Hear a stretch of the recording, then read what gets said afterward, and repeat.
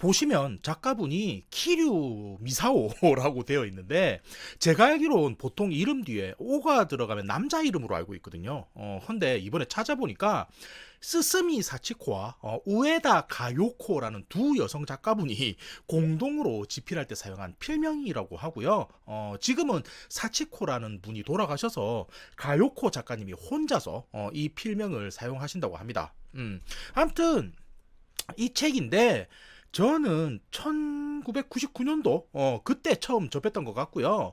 제가 어릴 때 상당히 유행했던 책이기도 하고 일부 에피소드 같은 경우는 방송에서도 소개된 적이 있기 때문에 기억하시는 분이 많지 않을까 싶기도 합니다.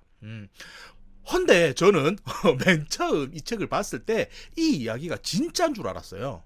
그게 홍보 문구에도 뭐라고 나왔냐면 원래 전해지던 이야기는 상당히 엽기적인데 그림 형제가 계속 책을 출간하면서 틈틈이 내용을 다듬은 거고 이후 잔혹하거나 성적인 요소를 제거한 게 지금 우리가 알고 있는 동화 속 이야기다 하면서 홍보를 했었거든요. 헌데 거짓말인 것 같고요. 물론 어느 정도 원작의 요소가 포함되기는 하겠지만 이 또한 키류 미사오 작가님의 창작물이다라고 보시는 게 옳지 않을까 싶습니다. 하지만 어린 시절에 저는 이 책을 읽고 우리가 알던 동화의 원작이 이랬구나 하면서 주변 친구들에게 야, 너 백설공주에 대해서 아니? 했던 기억이 나는데 어떤 식으로 책이 구성되어 있는지 간단하게 소개 정도 하는 수준에서 이야기를 드려봤음 하고요. 저도 몇십 년 만에 이 책을 다시 펼쳐보니까 어릴 때는 몰랐는데 생각보다 이 책에 야한 요소가 좀 있더라고요. 그래서 저는 나름대로 순화를 할 거지만 그럼에도 불쾌한 요소가 있을 수 있다는 점 미리 말씀을 드리고자 합니다.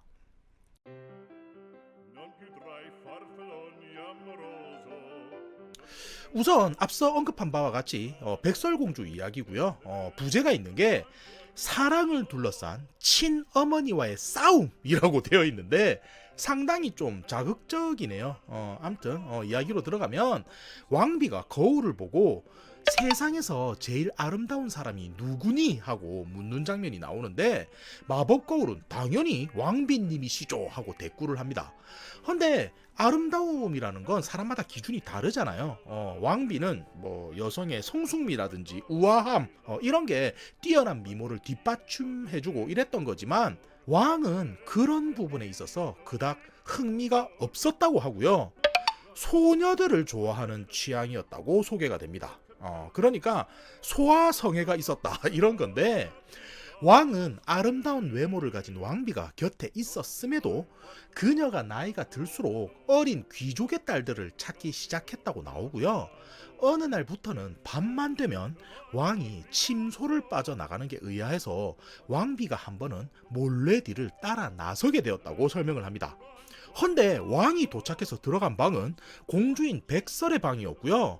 왕비는 불안해하며 혹시나 하는 마음에 열쇠 구멍으로 안을 들여다보곤 당혹스러운 상황을 마주하게 됩니다. 게다가 동화에서는 그 왕비가 계모라고 나오지만 여기서는 백설이 왕비의 친딸이라고 나오거든요. 그러니까 왕은 소아성애에다가 근친상간까지 행했다 이런 말인 건데 물론 책에서는 당시 이런 행위가 그렇게 이상한 것이 아니었다라는 설명이 나오기는 합니다. 뭐 과거 이집트라거나 뭐 이탈리아 귀족들 사이에선 일반적이었다라고 이야기가 나오는데 문제는 그럼에도 백설공주가 인성이 별로였다는 거였고요. 자기가 이제 왕국의 공주면서 왕의 총애를 받고 있다는 걸 알고 난 이후부터는 아나무인으로 행동을 하기 시작합니다. 그러니까 뭐 마음에 안 들면 시종들도 막 괴롭히고 자신의 지위를 이용해서 악행을 저지르기도 했다는 말인 건데 왕은 이미 그 공주에게 빠져있던 상태이다 보니까 무슨 행동을 해도 계속 묵인을 하게 되고요. 결국 왕비는 아무리 내 딸이지만 이대로는 안 되겠다 싶어서 왕이 출정을 나가 성을 비운 사이 유능한 사냥꾼 한 명을 불러 공주를 숲으로 유인해 죽이고 증거로 간과 패를 가져오라고 명하게 됩니다. 근데 아시겠지만 사냥꾼이 그러지 않죠. 공주가 불쌍해서 숲에다 풀어준 다음 동물의 장기를 대신 가져가 왕비에게 거짓말을 하게 되는데 왕비는 사냥꾼이 돌아오자마자 입막음을 위해 죽여버리게 되고요. 백설의 것이라며 가져온 간가패는 요리를 해서 먹었다고 설명이 나옵니다. 그러니까 물론 실제는 동물의 것이긴 해도 왕비는 인간의 것인 줄 알고도 먹었다는 말인 건데, 여기서 또 한번 이 책에서는 과거 중세 유럽에서는 기근이 심했을 때 인육을 먹는 일도 심심치 않았다라고 설명을 하기는 합니다. 근데 상황적으로 보면 말이 안 되죠. 왕비가 배가 고파서 먹은 건 아니잖아요. 그러니까 뭐 인육 애호가라고 볼 수도 있지 않나 싶고, 뭐 그만큼 백설에 대한 질투심 같은 게 심했다는 표현이겠죠. 자, 그럼 살아남은 백설은 어찌 되었나 하는 건데, 한참 동안이나 숲을 헤매던 공주는 우연히 난장이들이 모여 사는 곳에 도착하게 되고요. 백설은 그동안 공주로 생활했기 때문에 뭐 청소라든지 집안일 같은 건 제대로 하지 못했지만, 밤마다 아버지에게 배운 기술로 난쟁이들을 즐겁게 해주면서 하루하루를 보내게 됩니다.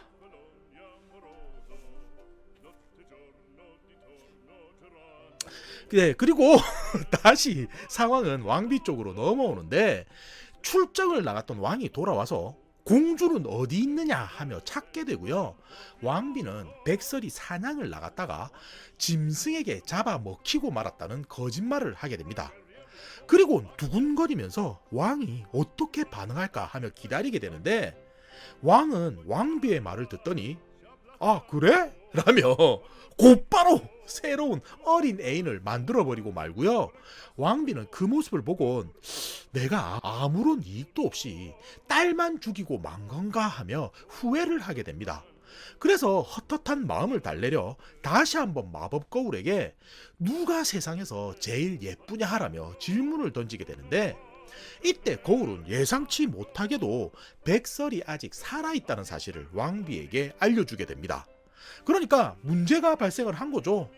혹여나 백설이 성으로 다시 돌아와서 왕비가 날 죽이려 했다 하면 안 되다 보니 왕비는 다시금 백설을 죽여야겠구나라고 여기게 되는 건데, 이제는 예전과 달리 이제 고용할 만한 사람이 없었고요. 이번에는 자신이 직접 나서서 공주를 죽여야겠다고 마음먹게 됩니다.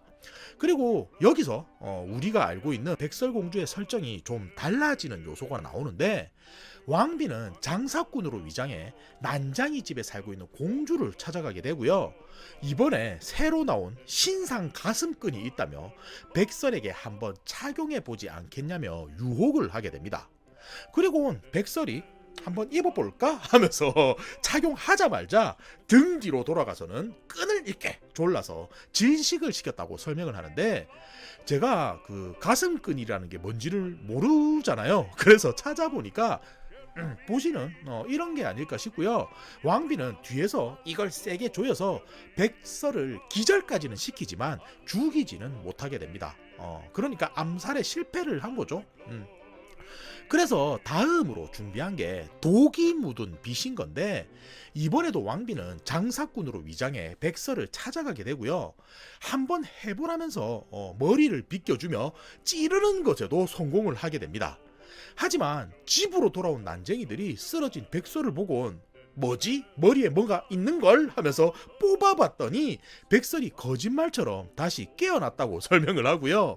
두 번이나 암살에 실패한 왕비는 독을 묻히는 것만으로는 안 되고 직접 먹여야겠다 싶어서 독이 든 사과를 가져가게 됩니다.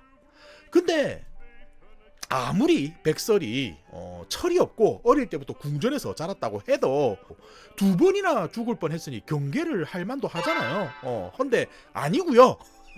이번에도 백설은 공짜인가요? 하면서 사과를 먹습니다.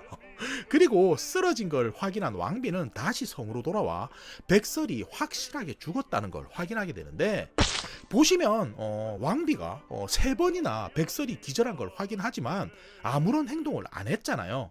뭐 확인 삼아서 칼로 찔러도 될 텐데 왜 그런 행동을 안 했냐면, 죽이기는 해야 했지만 자신의 딸이라는 게 제동을 걸었던 게 아닌가 싶고요.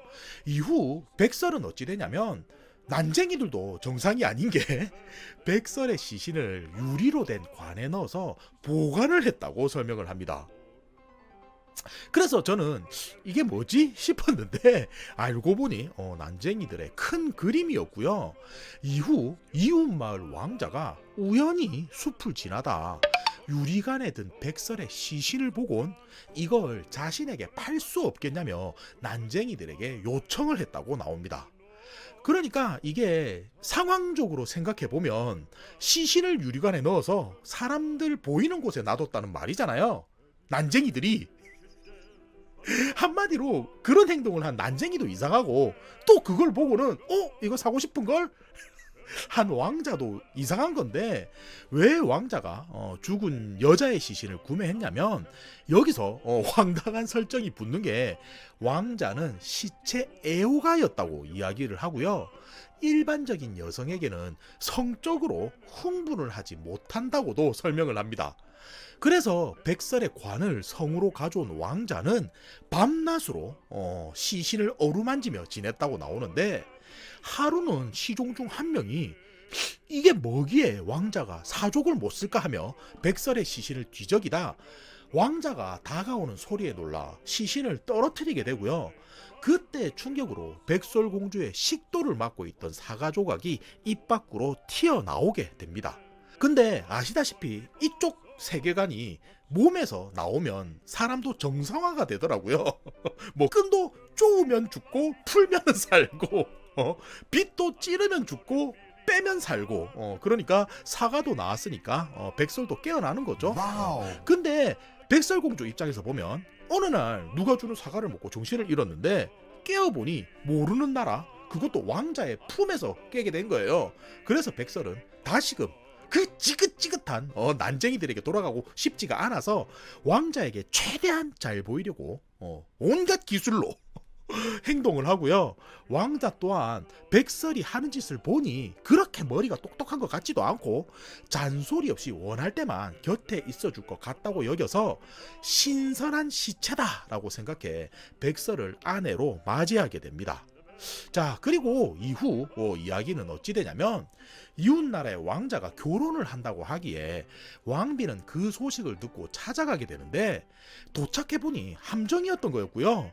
왕비를 본 백설은 집행관들을 불러 저 여자는 마녀다 라고 모함을 한 후 쇠꼬챙이로 고문을 자행했다고 설명을 합니다. 그리고 이후 연회장 한켠에선 불에 달궈진 구두를 신고 고통스러워하며 왕비는 뛰어다녔다고 나오고요. 백설은 식사를 하며 그 모습을 흡족하게 바라보았다라면서 이야기는 마무리가 됩니다. 봐주셔서 감사합니다. 끝.